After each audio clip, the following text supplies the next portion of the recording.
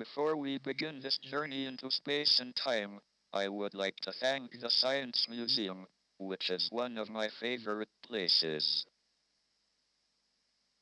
I have been coming here for decades, and that simple fact, in itself, tells quite a story. When I was 71 earlier this year, I became the longest known survivor with ALS, a condition that I was diagnosed with in my 20s. Last year, the museum put on a special display to celebrate my 70th.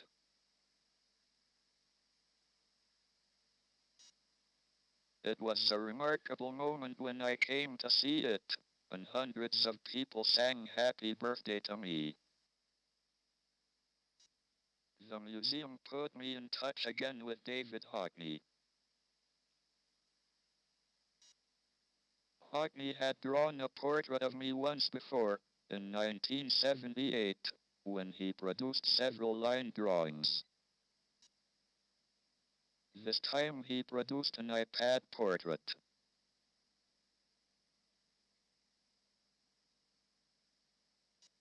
I'm still not quite sure about the fingers.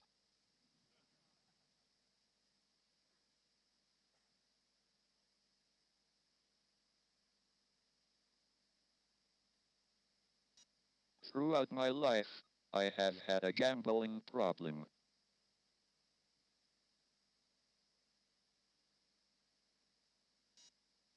When I was 12, one of my friends bet another friend a bag of sweets that I would never come to anything.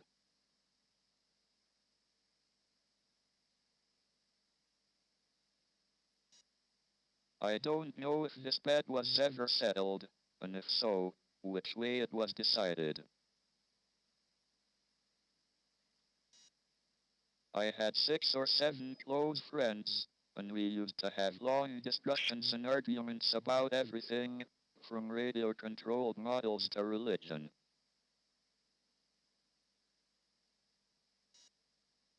One of the things we talked about was the origin of the universe, and whether it required a god to create it, and set it going.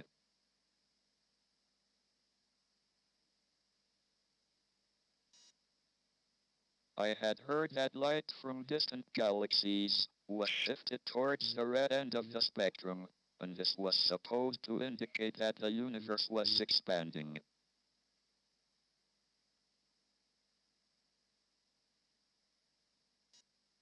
But I was sure there must be some other reason for the red shift.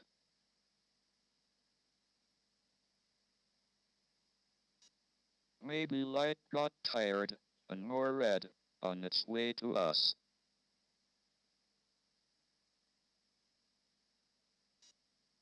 An essentially unchanging and everlasting universe seemed so much more natural.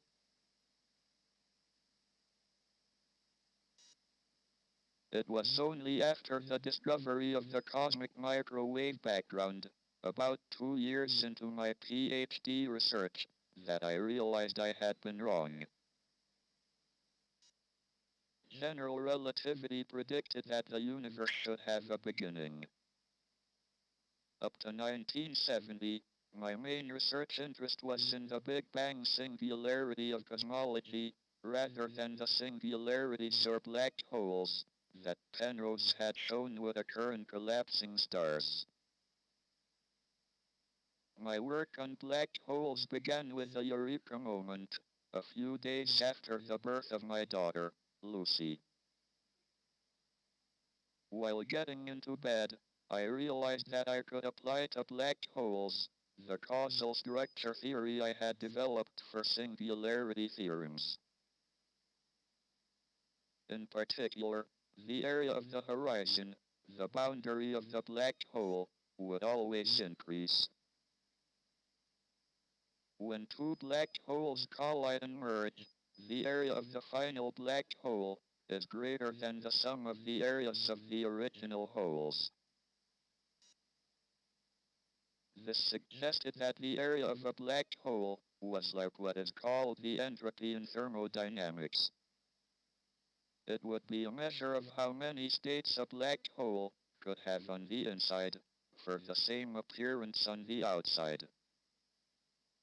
But the area couldn't actually be the entropy, because as everyone thought they knew, black holes were completely black and couldn't be in equilibrium with thermal radiation. There was a golden age in which we solved most of the major problems in black hole theory. This was before there was any observational evidence for black holes.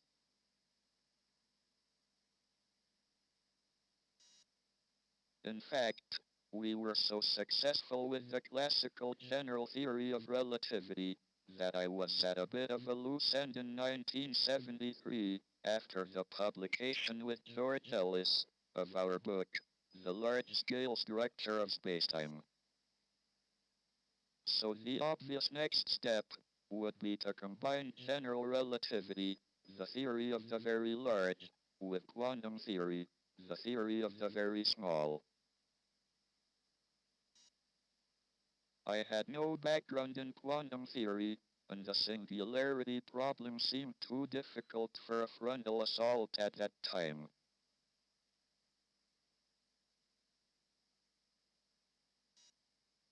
So as a warm-up exercise, I considered how particles and fields governed by quantum theory would behave near a black hole. I was expecting that part of an incident wave would be absorbed, and the remainder scattered.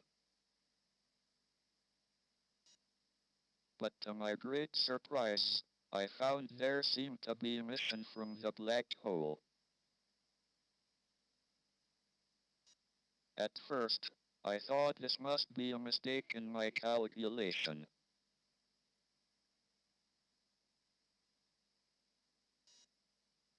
But what persuaded me that it was real was that the emission was exactly what was required to identify the area of the horizon with the entropy of a black hole.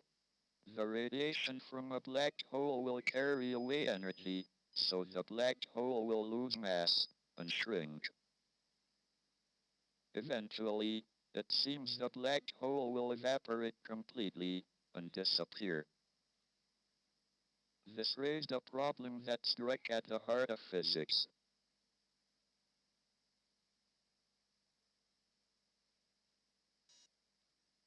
My calculation showed that the radiation was exactly thermal and random, as it has to be, if the area of the horizon is to be the entropy of the black hole.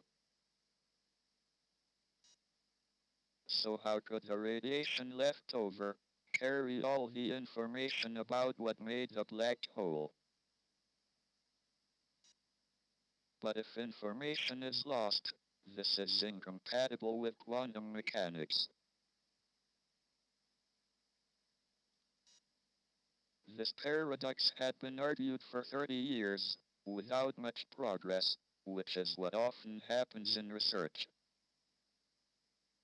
But if you get stuck, it's no good getting furious. You just have to keep thinking about the problem while working on something else.